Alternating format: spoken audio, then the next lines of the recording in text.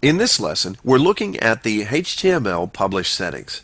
These are settings that influence the code that embeds the Flash inside a web page. And first up, we have a template option. Most of the time, we use the simple Flash only setting. To find out what the others do, you can hit the info button to the right, and that'll give you a rundown on that template.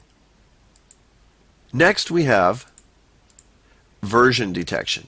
This will inspect the viewer's Flash player and make sure that they have at least the version we specify. If they don't, Flash can redirect them to a website where they can download the latest version. Next, we can set the dimensions of the movie inside the browser window. First, we have Match Movie, and this makes the movie the same size as your stage. Or you can specify pixel dimensions or a percentage of the browser window. This last one is how we make our presentations completely fill the window, even if the viewer resizes the browser.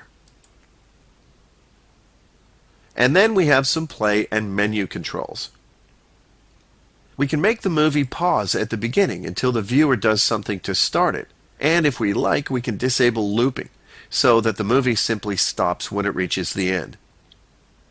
Next, we can disable the context menu that appears when the viewer right-clicks the movie, and we can also enable device fonts.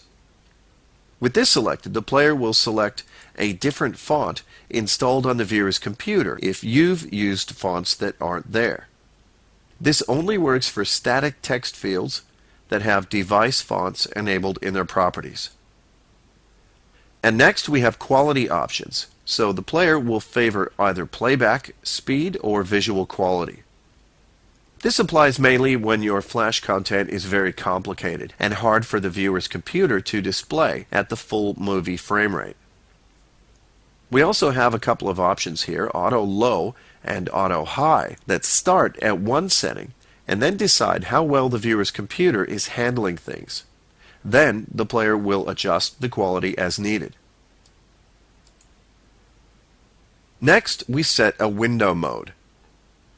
Transparent windowless is my favorite here because the background of the Flash movie is transparent. This allows you to use things like drop shadows on textured backgrounds, and you don't have to worry about precise placement so that everything lines up properly.